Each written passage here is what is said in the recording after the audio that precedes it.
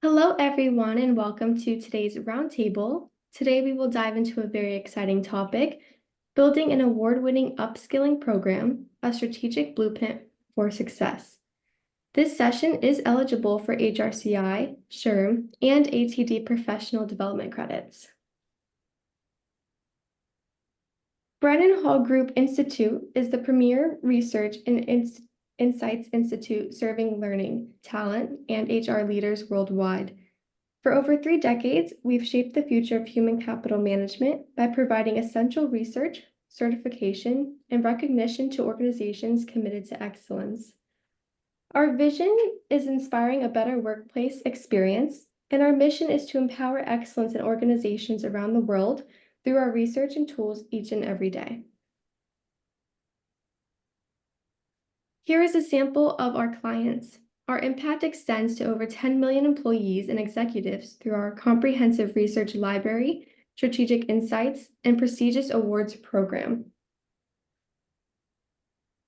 Thank you to our sponsor for today's roundtable, Absorb.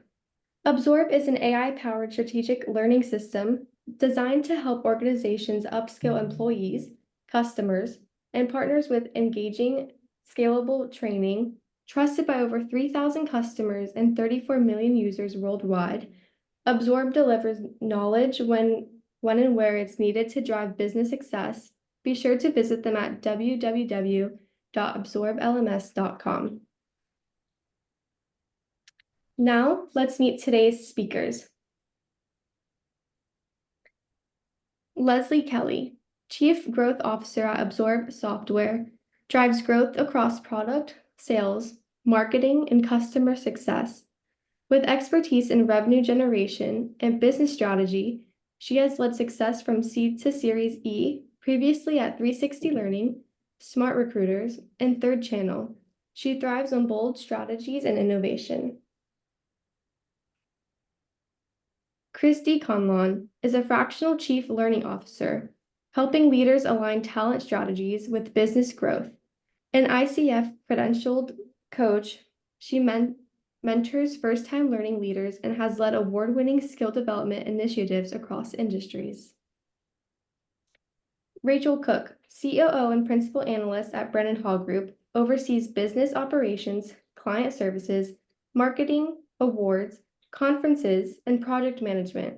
She also leads research and events on advancing women in the workplace and driving inclusion.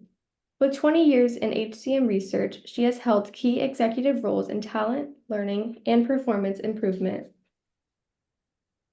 Now, just a few quick things to note. If you have any questions, please use the questions panel on your control bar. We will answer questions throughout the roundtable. We're recording this roundtable and will email you the link and a PDF of the slides within 24 hours. The chat box is open, so please feel free to share your thoughts as we go along. Your input makes this more valuable for everyone. We are excited to share that at the end of today's webinar, we will be selecting a raffle winner. You could win a free Excellence in Action program submission. Stay tuned to see if you are the lucky winner. You must be present to win. Now, I would like to pass things off to Rachel Cook. Thank you, Ivy, and hello, everyone. It's great to be here. Hi, Christy. Hi, Leslie. Hey, Rachel. Hi. Great to be here. Thanks for having us. Thank you. And, we've been talking a lot about skills, upskilling, reskilling, rescaling. So today we're going to dive more into building a business case, designing and implementing skills training programs, evaluating the impact of skills training programs, and also kind of ending with thinking about how to build an award-winning skills training program. And I know your team at Absorb has been in the trenches doing a lot of work in strategizing, in having conversations with your clients, and with our team, really kind of understanding what are some of the best practices, what's driving this, and how can we help companies be successful. And I think at the end of the day, we really want to see companies succeed, right? We want to see them perform better. We want to see them be able to go to market quicker. And that's really basically some of the nuts and bolts about, helping companies upskill and building training programs to do so. It's not as simple as that, but let's go ahead and we also want to hear from all of you as we kind of share some of our thinking here. We'd like to kind of get your perspective. Our first polling question to kind of gain a sense of what you are thinking, if you could share what are the most critical factors when building a strong business case for skills training initiatives in your organization, and kindly select all that may apply here. And then we'll share with you some of our research and thoughts on this topic. We'll give it a second or two more, as looks like a lot of you are participating. Maybe just kind of leave it out there. And all right, let's go ahead and end the poll and share the results here. Christy and Leslie, can you see? It looks like aligning training with business goals and workforce needs is about 84%. Demonstrating ROI, 72%, gaining stakeholder buy-in and leadership support, following with 51%, and just slightly above that at 60 is improving the learner experience. And then 31% benchmarking against industry best practices. All right, I'm going to stop sharing these results here, and let's kind of take a look at what our research is saying in comparison to what you had shared. So we have here alignment between business goals and strategy at 75%. When we asked organizations what are some of their priorities around learning and skills in 2025, also following that is at 64%, improving the ROI. So we have about a similar, to the audience here. I'm trying to see if there's anything that strikes me that stands out a little bit different, but very similar. What are your thoughts, Leslie, as you're kind of seeing what our attendees here today in relation to what some of the research is showing? Yeah, thanks, Rachel. I think it's really, great to sort of see that this whole concept around the alignment between learning strategy and business goals is top of mind for everybody. I think this is what we have been seeing and hearing for the last few years, is this increasing pressure to not just launch these learning initiatives and set aside skills, right? Skills on its own topic, but what it means to be working in this space, and that the driving factors behind how to be a successful learning and development professional in this space is that you can't actually tell these stories unless you're aligning them with these business goals. And I think that there was obviously for many years over the last 20 years around learning initiatives and what it means to sort of say that they exist and that you're able to offer them to people within your organization, right around the improving that learner experience. That's been a driving factor for many years around why we make these investments in the first place. But with the changing macro environment, with the changes that are happening technologically so fast in our organizations, there's so much more scrutiny on every initiative that you launch in your organization. We hear this every day from our customers. I have to be able to tie these initiatives back to our corporate goals. I have to be able to say that whatever I'm launching, whether it's a skills initiative or a leadership development program, that each one of those things, I can both quantitatively and qualitatively say that it drove and changed behaviors and actually drove things like higher revenue, better customer retention, better market reach, whatever those business critical factors are for you today. Those are things that we're hearing over and over. And at the same time, what we're hearing is, I actually don't even know how to do that. I'm not even sure how I'm supposed to tie these learning initiatives. That process is not something that everybody went through a formal program to understand how you tie learning back to business initiatives. So we find ourselves in these situations, these conversations a lot around, can you help us understand and tell this story back to our stakeholders? So I think to me, that's definitely resonating with what I'm hearing in the market. Christy, how about you? Oh, I agree. And, coming from L&D and thinking about the metrics that matter to HR and talent, that's one thing. Correlating it to the business results, whether that's sales or engineering or, other business functions, that's not something that even some very experienced HR leaders and talent leaders have done, at least as part of their DNA, and so it's a great opportunity to upskill.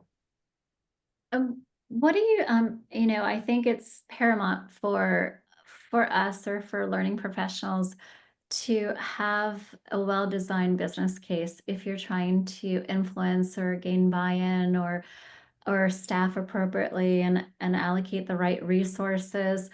So if you're so how, with everything that's changing so rapidly, how do you start, or can you explain, especially what you're doing? Because I know you're spending a lot of time not just helping companies, um,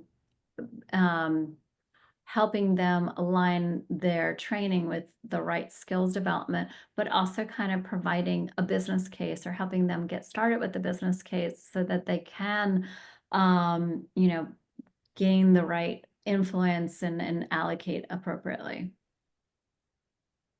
Yeah, I think this is the question we sort of get a lot, which is, how do I sort of get started on building this business case in the first place? So there's kind of the conversation around, I know that I'm going to need to do it at some point. I know the questions I'm being asked internally, but how do I even get started on a skills specific, and again, this goes across business cases for almost any learning initiative, but skills, I think more than anything else, because we don't have a lot of benchmarks out there that exist to say, this is what great looks like. We have a lot of people trying a lot of things. And quite honestly, over the last 10 or 15 years, a lot of people failing at skills and launching that, and not only making it something that you can build a business case for, but how do you actually make it sustainable? And so we really want to take that step, and we want to start at the very beginning around when you're starting to build that business case.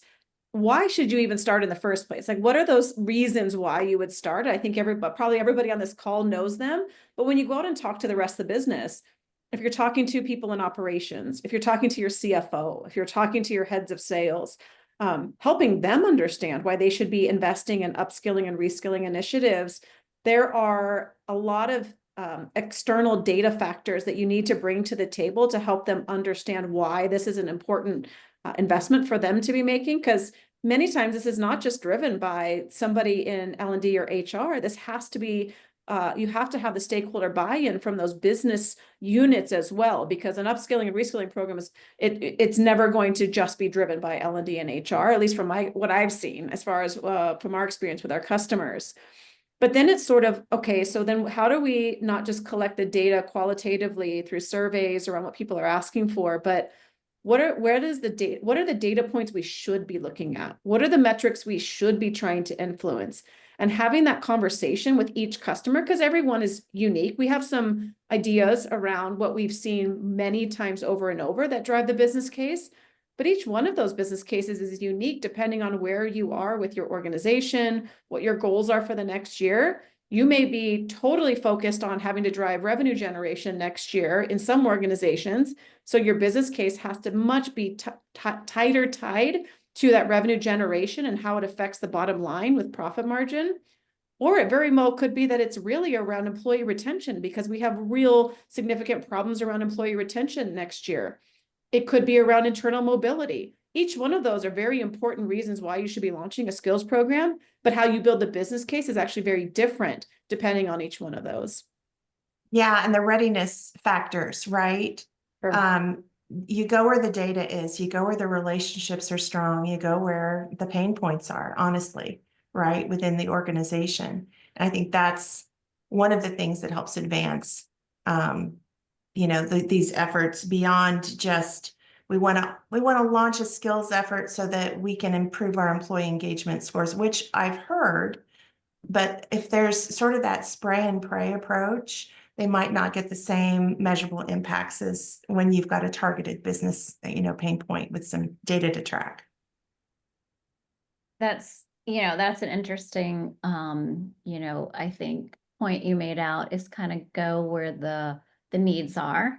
And I think that's kind of your lowest hanging fruit, is kind of build upon that case scenario or that use case, and kind of keep building, because it's going to change. And making sure that your business case is evolving, right? And that you have also you have a timeline where you are going to be refreshing it, adding to it, showing results. And I think this also, if you have this well thought out, and it doesn't necessarily have to be a 3 to 5 year plan anymore, it can't be.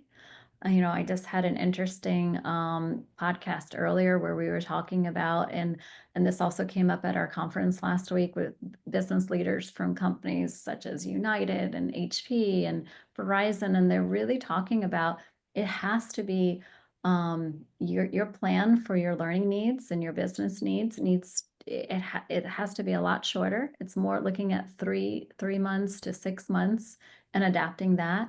And I think the business case here also needs to kind of have a parallel similarity to your overall business plan and how you can adjust that. Don't you think so, Leslie? What are your thoughts around that? Yeah, I mean, I think that when it comes to the needs of the business, right, around where we're actually trying to target and to make some sort of an impact with an upskilling or reskilling program, understanding the business is sort of where it really kind of has to start. There for so many days, right, we've been sort of the intake team, right? We're sort of taking orders around what learning initiatives need to happen. But what I really love about the upskilling and reskilling conversation is it puts L&D in a different position to go out to the business, to have the conversation around where do we need to actually have an impact as it pertains to our corporate goals. From an upskilling and reskilling conversation, help me understand within our organization, whether it's functional or team specific, or if it is a specific organizational wide goal. What are the things that an upskilling and reskilling program can actually start to affect? Just starting the conversation there is a very different place to be, as opposed to sitting back and waiting for other parts of the business to say, hey, I need this, I need this, I need this. We get to be in the driver's seat. And we have to show that we can scale, and we have to show that we can measure. So that's actually part of the upfront design of the skills initiative with the business case, right? You have to design with the end in mind. Absolutely. And are there any other challenges or obstacles that have presented themselves to you as you are trying to help or trying to help clients build their business case?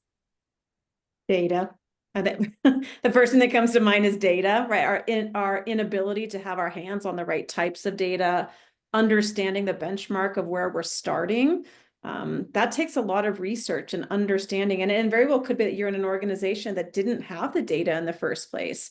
I think when we talk about the ideal state of how you go to or from and to a certain particular state, where we started, many times you don't actually have a perspective of where we were. And I think when we start to build out our strategic learning playbooks and we start thinking about helping a customer tell that story, we had to do a lot of research, and Brandon Hall was huge in that for us, to be able to start to help our customers understand that even if you don't have the data, that's okay. It's okay to actually not have the benchmark, because we have some ideas around what customers like you, industries like you, of your size, of your goals, of maybe you don't have where you were, of where you want to try to get to. And so I think when you're building the business case, there's two parts to it. One is the justification in the first place, why we want to embark on these types of initiatives.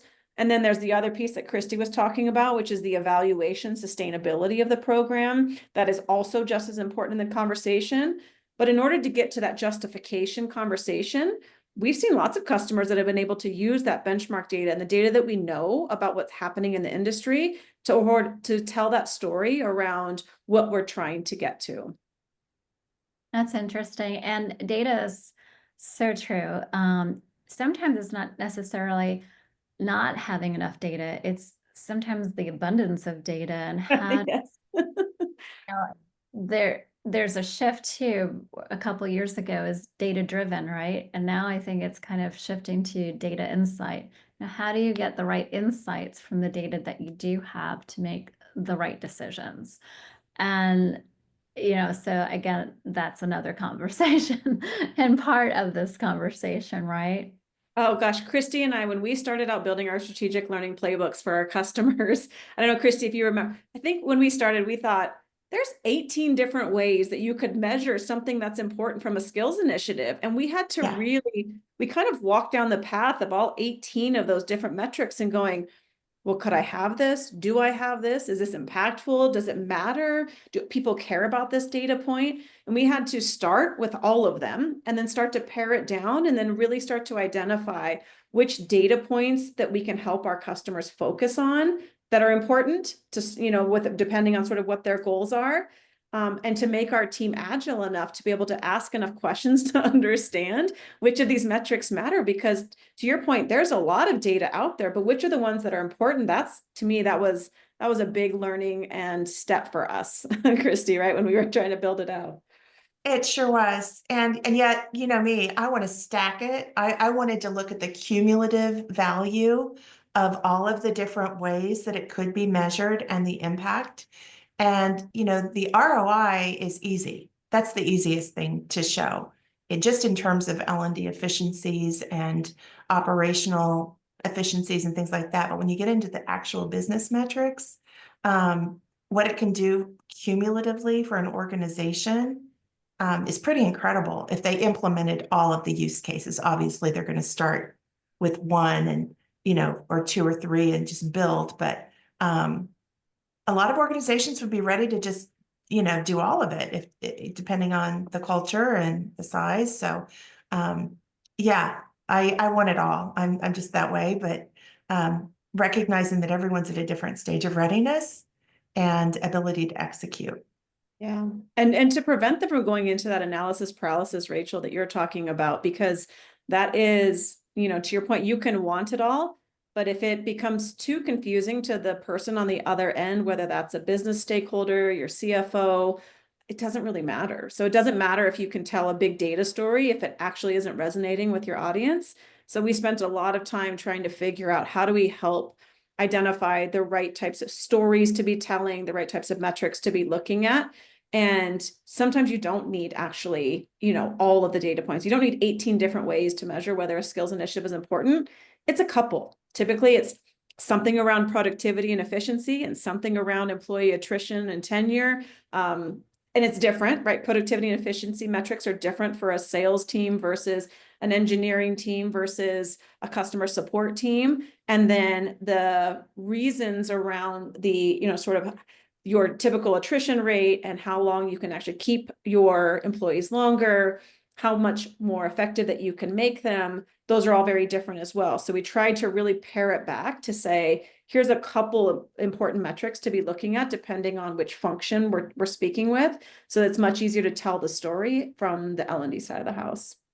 It's also easier to get that one executive sponsor behind you with Sure. that clear business case.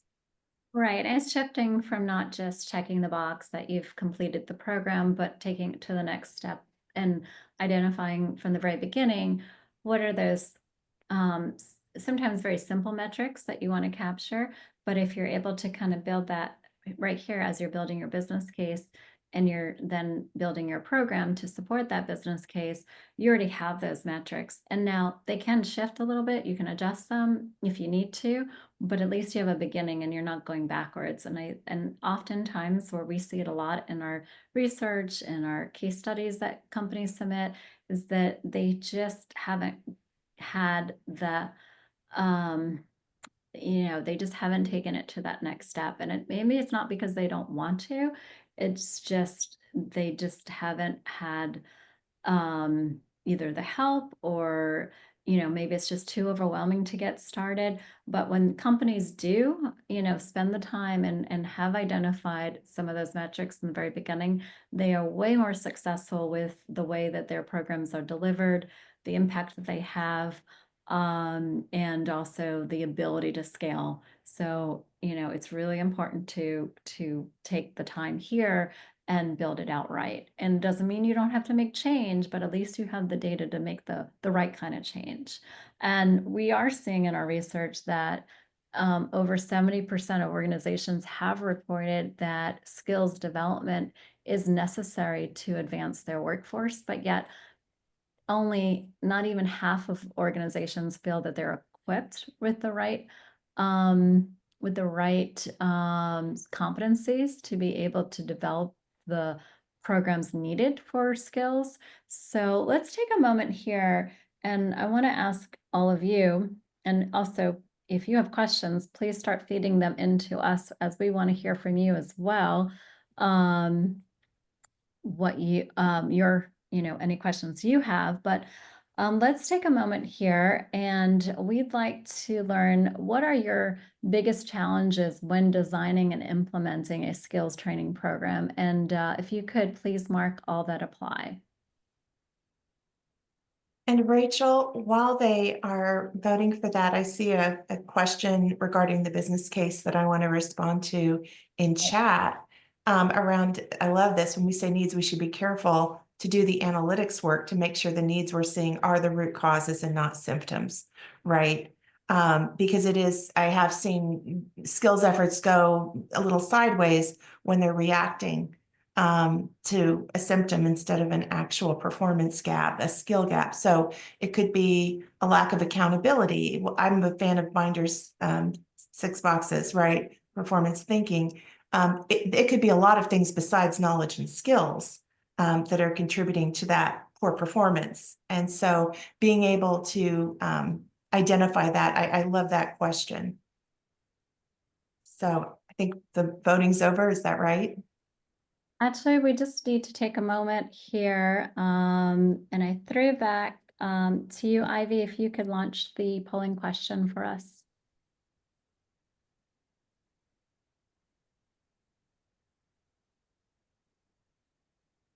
And I don't know if it's, let's see here.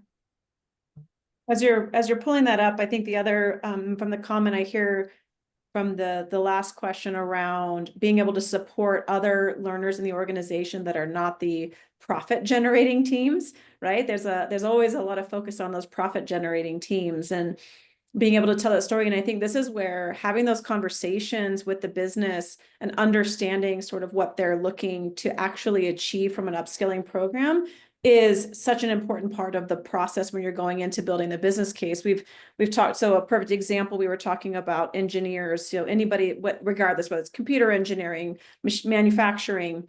When you think about, and we talk to CTOs and CIOs and heads of operations, when we think about from a productivity measure, there's obviously the piece around, we'd like to tie it to revenue. We'd like to say that, somebody within those different teams are able to tie back to revenue.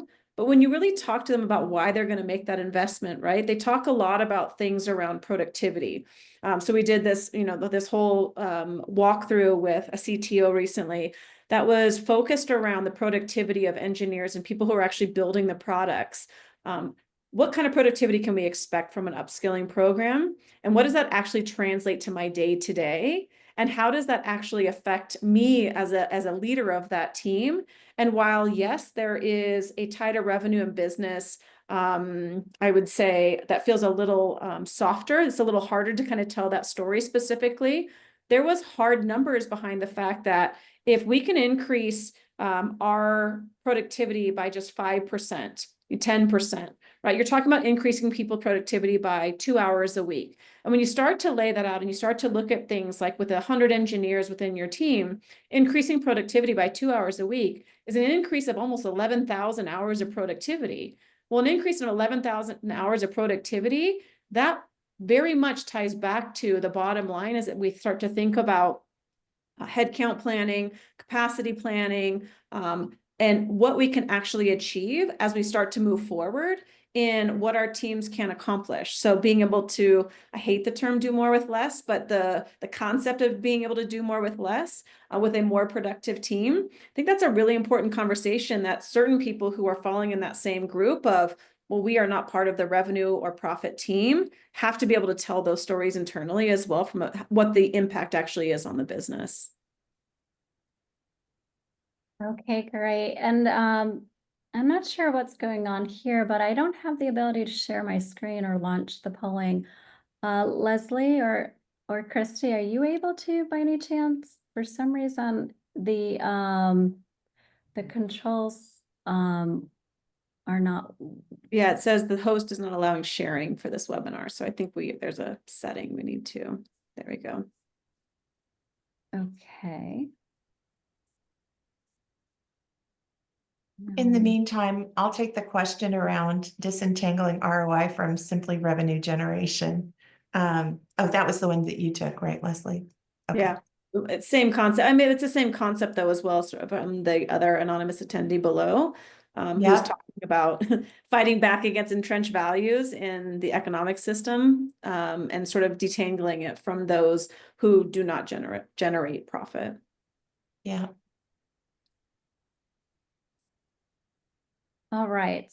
Well, well, I believe you can see my screen. For some reason, our polling's not working right now, and I do apologize. But any thoughts here? I'll go ahead and share kind of our results around some of the biggest challenges that we are finding in building effective skills training programs, as you can see here, from balancing short-term priorities and long-term strategies.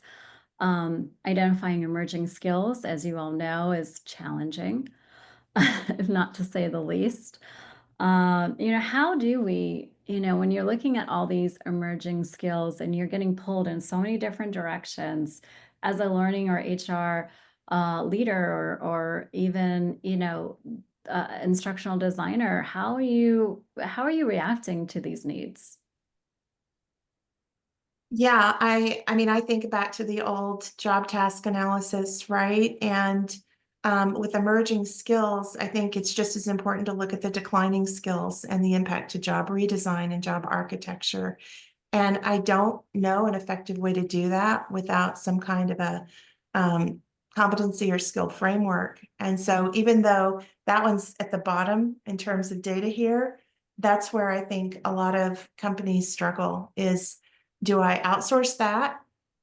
Do I create it all from scratch? Do I do a hybrid? Where do I start? There are a lot of best practices around that I think we've learned and we've shared, and also just across the industry. But that comes right back to that balancing short-term and long-term priorities of, we need to get a quick win. We need to be able to show some impact, but we've got this foundational, infrastructure work that we need to do. And so having a partnership that allows you to have some skills ontology, some development courses, some best practices and tools and templates to manage for change in this whole process and build the business case. I think that's sort of the approach that a lot of folks are taking, because to do all of these things well it's a big order. Yeah, we have in our strategic learning playbook, we talk a lot about sort of a crawl, walk, run approach to a skills rollout. And it's, there's a lot of, obviously that works for many different types of initiatives, but with skills specifically, when you're talking about trying to balance those short-term priorities and long-range strategies, how you choose the right types of departments or functions or goals matters a lot, because it's really in that crawl and walk phase that you're going to be able to start to show the benefit. It's hard to talk about these types of things when you don't have all of the sort of the benchmarks and case studies that exist out there, how thousands of organizations have impacted revenue and tenure from an upskilling and reskilling program, because some people need those to be able to feel confident they can make those decisions. And so when you use a crawl, walk, run approach to building out your skills training program, by being able to identify the teams that have the greatest need around upskilling and reskilling, the executive who is willing to spend the time and the energy to be able to make the investment in that upskilling program, and then showing the results of that program out to the rest of the audiences so that you can start to drive that buy-in as well, I think is how you also start to balance sort of the short term, because in your crawl walk phase, you can start to show significant changes from an upskilling and reskilling program. And that can then start to spread into the other parts of the business so that they can sort of see what's in it for them and why they should care and why they should invest in those types of initiatives as well. And so when we start to think about the long-term strategies, choosing that first group, they need to be one of those groups that both have the short-term wins in front of them, but also are a part of the long-term strategy on how you're going to get there. So again, we go back to that, the designing the business case. There's so much of that thinking and conversation that needs to happen early on in the process to make sure that these programs are going to be sustainable long-term. The last webinar I did with your team and one of your clients, SciAx, they had a really good use case. I believe it was for onboarding, and they're just starting to they're at the beginning, but they spent a considerable amount of time and they're really getting a lot of ROI. They're such great use cases and case studies for Absorb. And, they completely get, the need for skills, and they've seen such wins of how it's impacted their new hiring and onboarding. And that, again, that's a great example of, of being able to demonstrate the ROI from the beginning and then build upon that. And I know from our conversation, they're really excited about the future and what's next for them. So I'm excited to see, going into the year now, how they are evolving. And then as far as Christy, you mentioned, starting with you see some of the biggest challenges are as far as all these emerging needs, but having that competency framework and that model as your blueprint is necessary to help you be able to guide you, right? To guide your decisions and to guide types of training that you're developing and how that aligns to the business. So that's a really good point that you made there in bringing to the attention of those that are thinking about, how do they meet all these different needs? But then going back to, you can't meet everyone's needs, but you can at least identify those critical competencies that are necessary and to articulate why they're necessary, right? What's pushing your business forward? And, how do then we align the training to support that? Yeah, Yeah, we're a little biased coming from the Absorb side of the house, but I think when you're looking at technology and any vendors that you're talking to, it's really important that that vendor is going to help you get started. I think that's the daunting task for many of these skills programs, is the idea of building an entire ontology, building an entire competency framework, tying that to all of our job roles and where people want to go, and leveling. That in and of itself just feels like a task that many people are not ready to take on unless they somehow half of their job just got taken off of their plates. And so when you're looking at these vendors and there's a lot of them out there now, right, that offer different types of functionalities that pertains to upskilling and reskilling. We made a massive investment at Absorb to make sure that we had some great both data and information feeding our AI and our ML system to be able to build out those frameworks, the competency models, the skills ontologies, how they tie to job roles.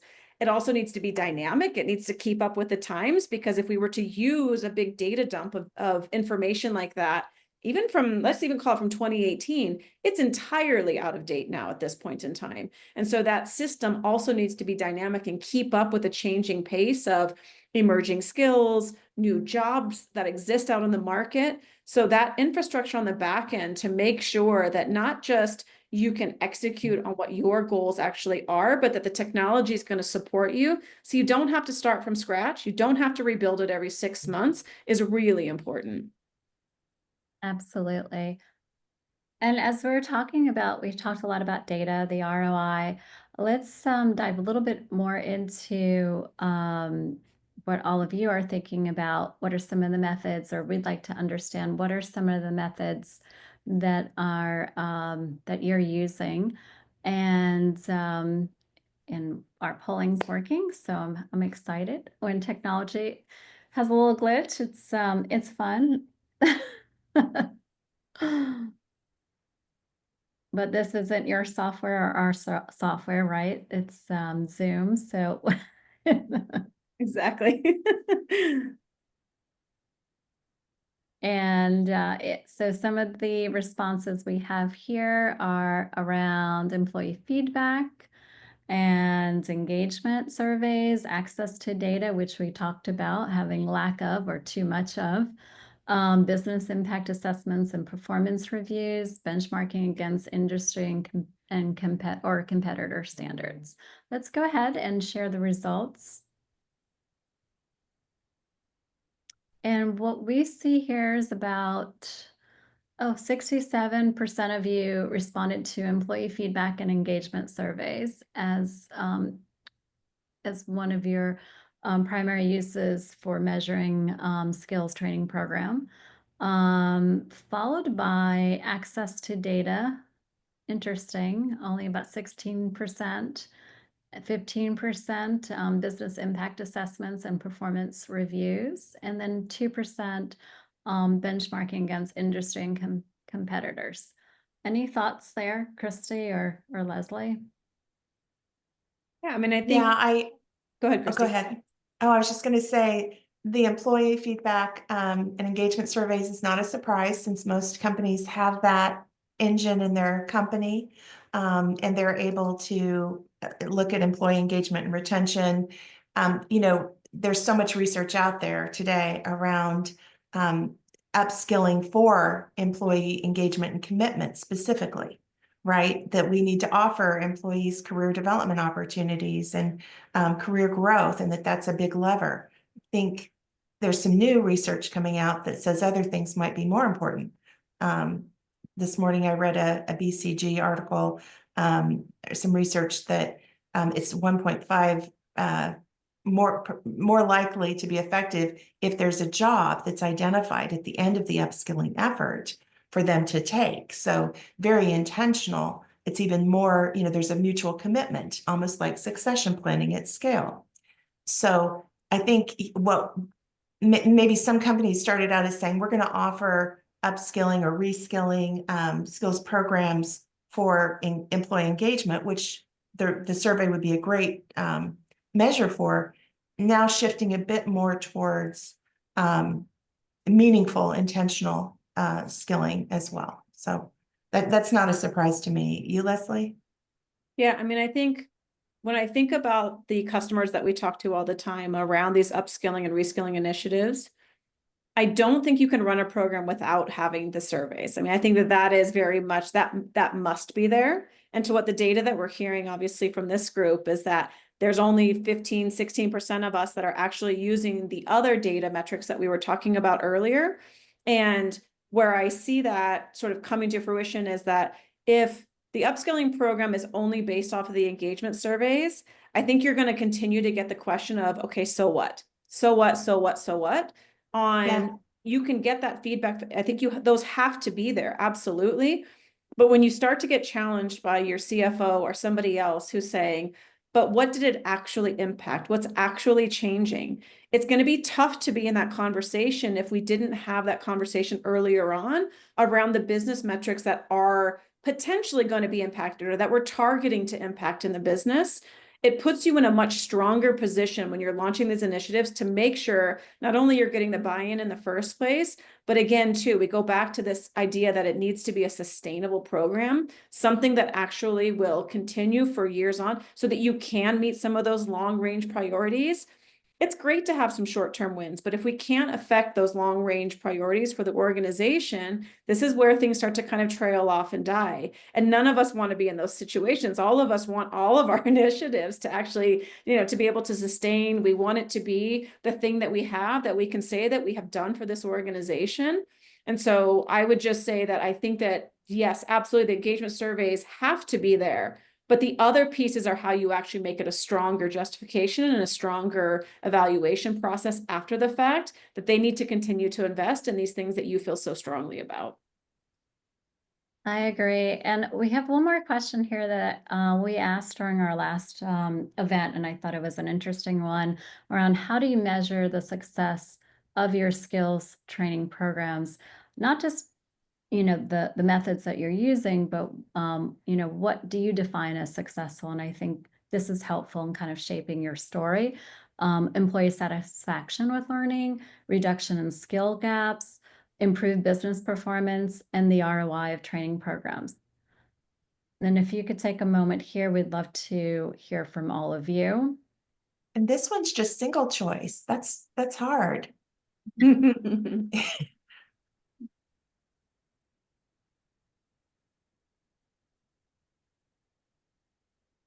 Let's see.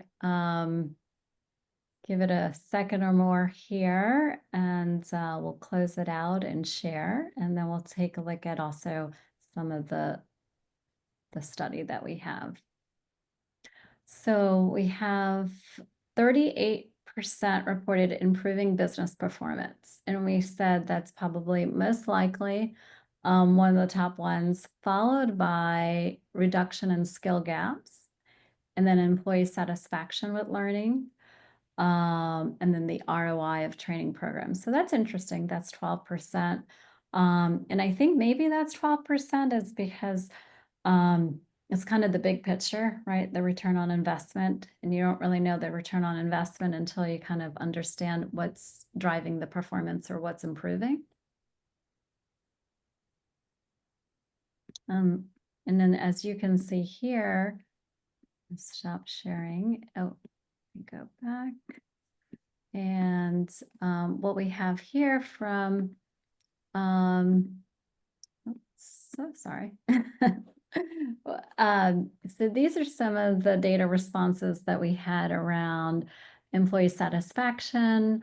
We had some high percentages here of how companies were looking at what they were measuring for the success of their programs. And I think, again, this really helps, leveraging some of this data into your justification. And even if you're not sure exactly what you're looking at just yet, it's always good to reference, other third parties or other successful programs as you're kind of building out your own in justifying your needs, but making sure that you're still mapping it to some of the challenges. So if you know that,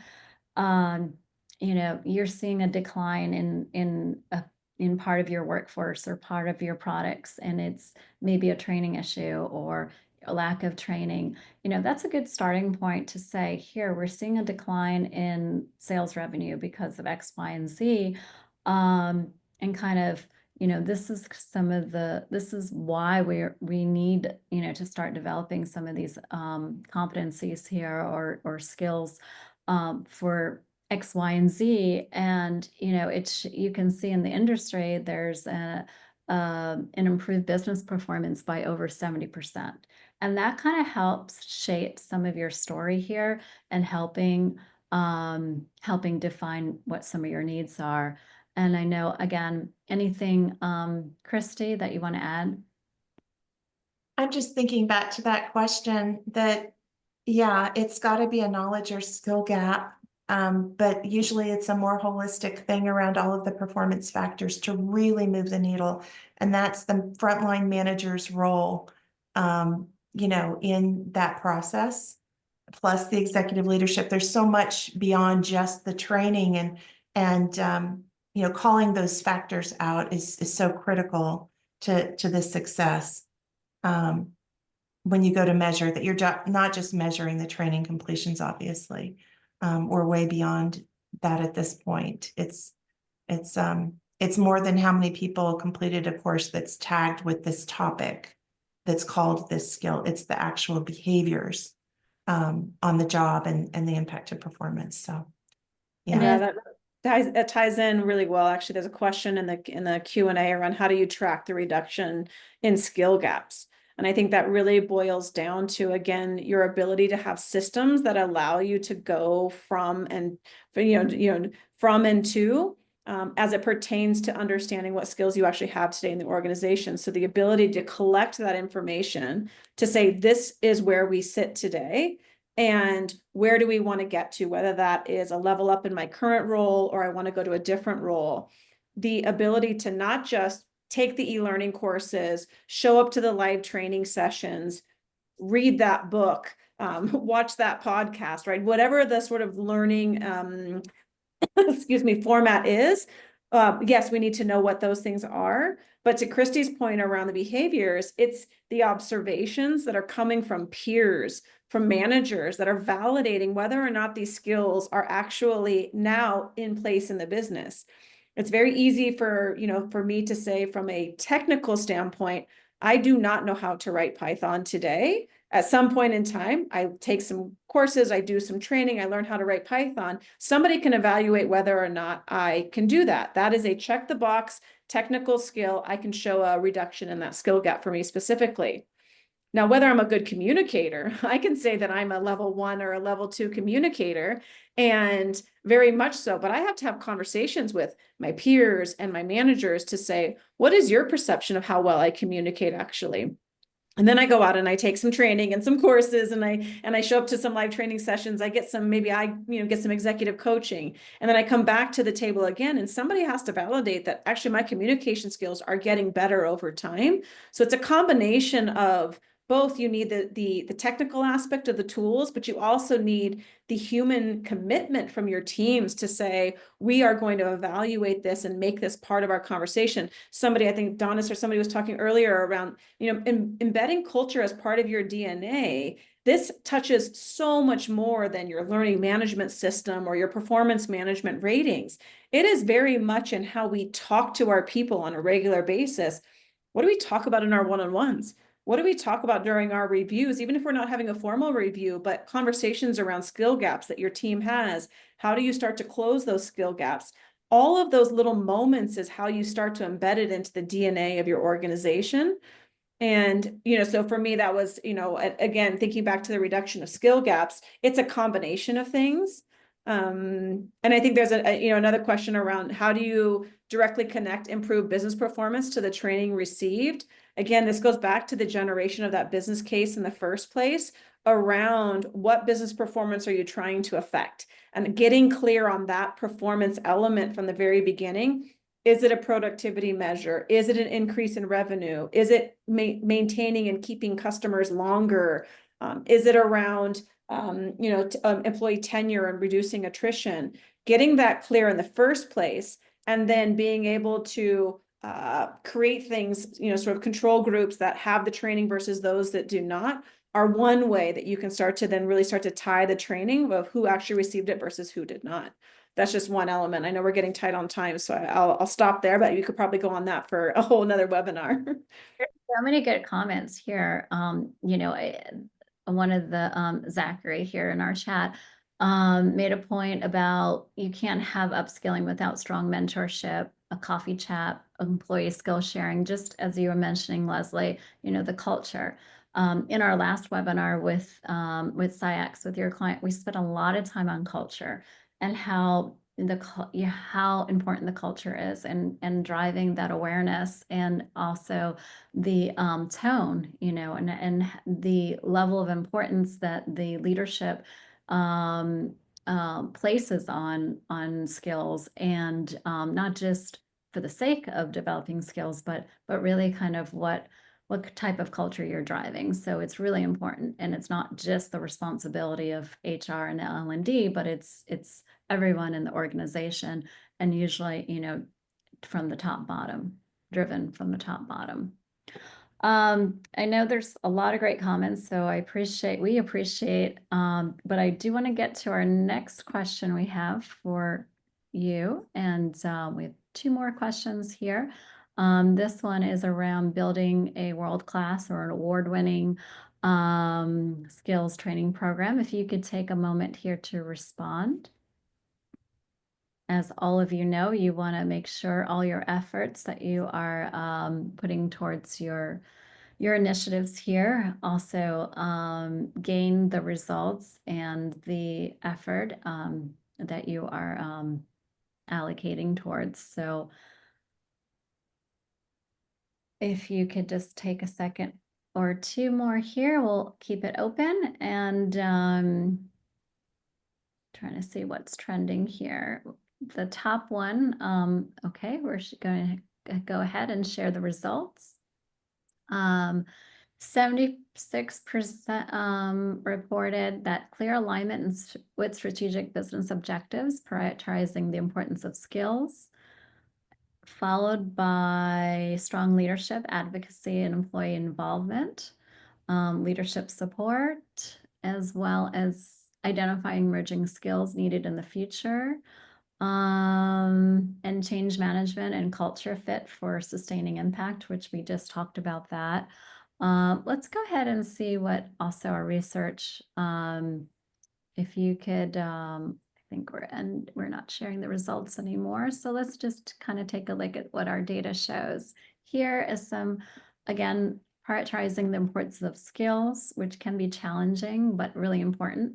Identifying emerging skills. You know, all of these are pretty high percentages. So again, this helps in building into your business case. And all these are building blocks for, if you notice kind of our conversation that we had here, we had 4 key points that we wanted to share, but they're all kind of interchangeable, wouldn't you say? You can't really have a great business case without focusing on data and impact and really like kind of how you're designing your program. So we wanted to lay this out as kind of a blueprint, but you're going to go back and forth from each of these phases to be able to kind of level set where you are and kind of adjust as needed, wouldn't you say? Yeah, I was gonna say what pops out for me is the right technology and the skills of the learning team, and how those are correlated, right? To be able to execute, Leslie, to your earlier point, right? The right partner with a strategic learning playbook. You know, there are some tools to actually upskill the learning teams, Yes. to be able to execute this. So it's sort of meta in that perspective that they're learning how to facilitate the skills by doing it themselves. And the right technology can help. It's obviously you don't design a skills problem or a skills program around a technology specifically, but there are a lot of options out there. I have a good question here in terms of instructional design or instructional design project. Do you still see the value in having lessons learned sessions with the project team? And less. I'm so sorry, Leslie, you want to take that one because that's part go of ahead. I the, think you have a much better perspective on this. yeah, so I'm passionate about that myself. So we actually built that into the strategic learning playbook for continuous improvement because that is part of the award process is showing the continuity, right? Doing it, continuously improving, and also becoming a little smarter in how you approach it and incorporating those. So what I'm learning is a lot of companies don't have that as part of their culture. But here we are creating a learning culture. There's no better way to learn than from those after action reviews. Some companies call them postmortems, but yeah, Zachary, you and I agree on that 100%. And we asked this in our awards program as one of the key areas of business impact and lessons learned, because then we can also see what they've learned and what's next. I do want, before we wrap up today, and we do have a few minutes where we can stay on and ask more questions, but I also want to be able to ask my last question to all of you. And this is for Christy and Leslie's team here at Absorb. Would you like to learn more about Absorb Skills and how it can support your upskilling initiatives? If you could kindly respond to yes or no, and their team would be happy to follow up with you, or feel free to follow up with them afterwards as well. We're going to take a moment here. I think you ladies will be pleased with the results, but we're going to close this out and then open up to more questions here. We may have, let's take one last question perhaps. Yeah, if it's not obvious, we can talk skills all day long. And so we'd love to talk with anybody who wants to talk about their upskilling programs.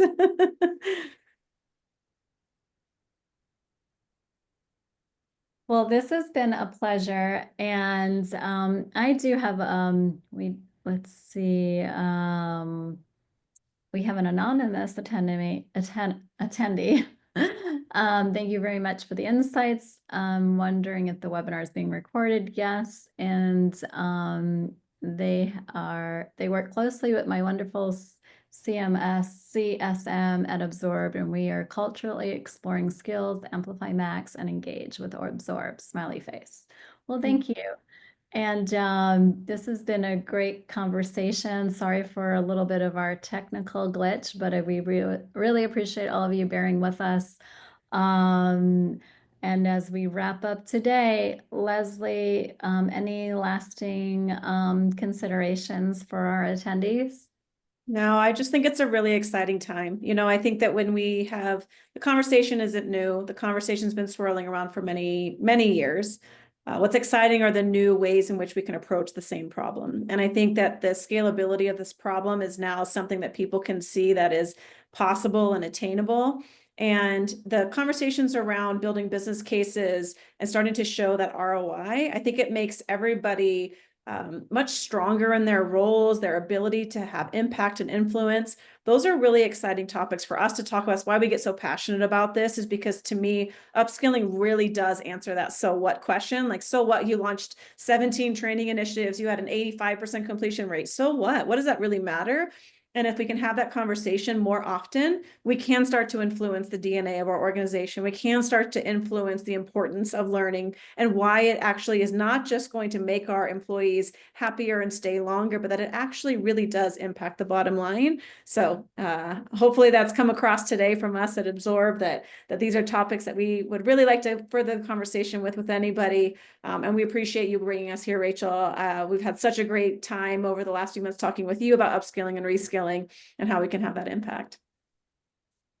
Thank you, Leslie, and thank you, Christy, and thank you everyone for joining us. We look forward to continue our discussion with you. Please reach out to our friends at Absorb and or us if we could be of further assistance. We'll be following up with the slides, the recording, and thank you so much. Take care, everyone. Thanks, everybody. Bye-bye.